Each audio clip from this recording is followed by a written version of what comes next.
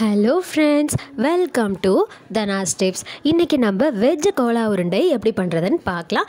இந்த veg Cola உருண்டை பண்ணுறதுக்கு தேவையான பொருட்கள்: மீல் மேக்கர் 1 கப், பெரிய வெங்காயம் 1, அதை பொடியாக நறுக்கி எடுத்து வச்சுருக்கேன், மஞ்சள் தூள் 1 ஸ்பூன், மிளகாய் தூள் 1 ஸ்பூன், பச்சை மிளகாய் 2, பூண்டு 6 பல், இஞ்சி 1 துண்டு, கொத்தமல்லி 1 கைப்பிடி அளவு, கருவேப்பிலை 2 கொத்து, கடலை மாவு 1 ஸ்பூன், அரிசி மாவு 1 ஸ்பூன், உப்பு, தேவையான அளவு எண்ணெய்.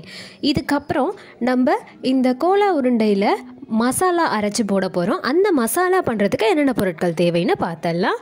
பொட்டுக்கடலை 2 ஸ்பூன், பெருஞ்சீரகம் 1 ஸ்பூன், கிராம்பு 4, ஏலக்காய் 4, பட்டை சிறு துண்டு.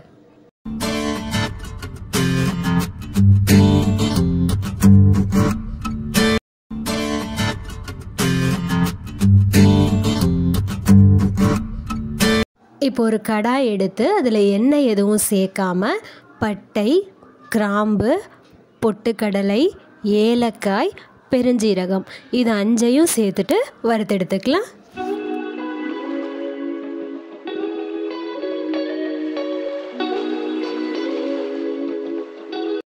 வறுத்து முடிச்சாச்சு. இப்போ அதை ஒரு பிளேட்க்கு மாற்றி ஆற வச்சு எடுத்துக்கலாம்.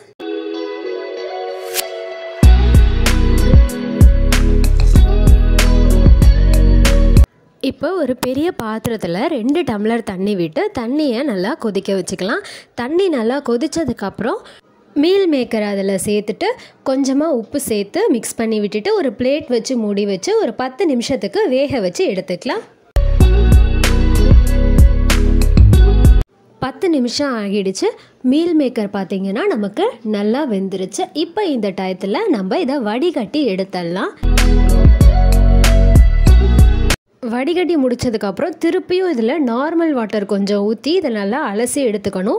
2 தடவை நம்ம இந்த மீல் மேக்கரை அலசி எடுக்கணும்.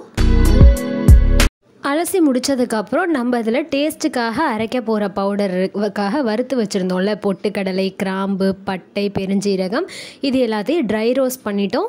இதை அப்படியே மிக்ஸி ஜாரில் சேர்த்து அரைச்சி எடுத்துடலாம். அடுத்து நம்ம இஞ்சி, பூண்டு, பச்சை மிளகாய் 3த்தையும் மிக்ஸி ஜாரில் சேர்த்து கொஞ்சமாக தண்ணி விட்டு அரைச்சி எடுத்துக்கலாம். அரைச்சி முடிச்சாச்சு. இப்போ நம்ம அலசி எடுத்து வச்ச மீல் மேக்கரில் உள்ள தண்ணி எல்லாத்தையும் பிழியணும்.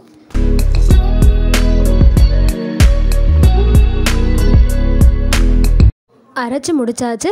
இப்போ நம்ம மிக்ஸி ஜாரில் பூண்டு, இஞ்சி, பச்சை மிளகாய் அரைச்சி வச்சுருந்தோம்ல, அதுலேயே இந்த மீல் மேக்கரையும் சேர்த்துட்டு திருப்பியும் மிக்சியில் அரைச்சி எடுத்துக்கலாம்.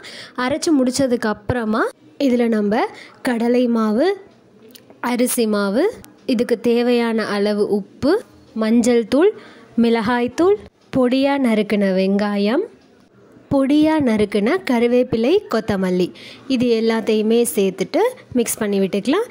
தண்ணி எதுவும் சேர்க்கணும்னு அவசியம் கிடையாது.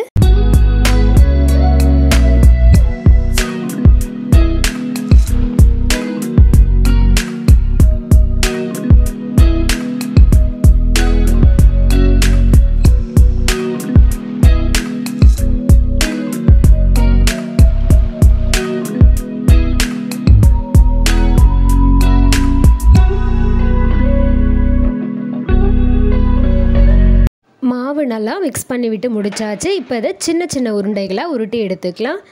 இந்த மாதிரி நம்ம சின்ன சின்ன உருண்டைகளாக உருட்டி முடிச்சாச்சு.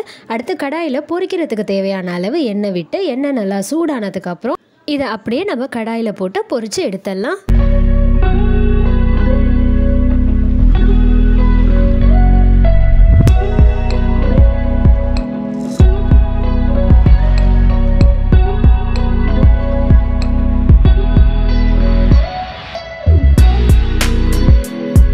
இப்போ பார்த்தீங்கன்னா இது 2 பக்கமும் நமக்கு நல்லா ஃப்ரை ஆகிடுச்சு. இப்போ அதை நம்ம கடாயிலிருந்து எடுத்துடலாம்.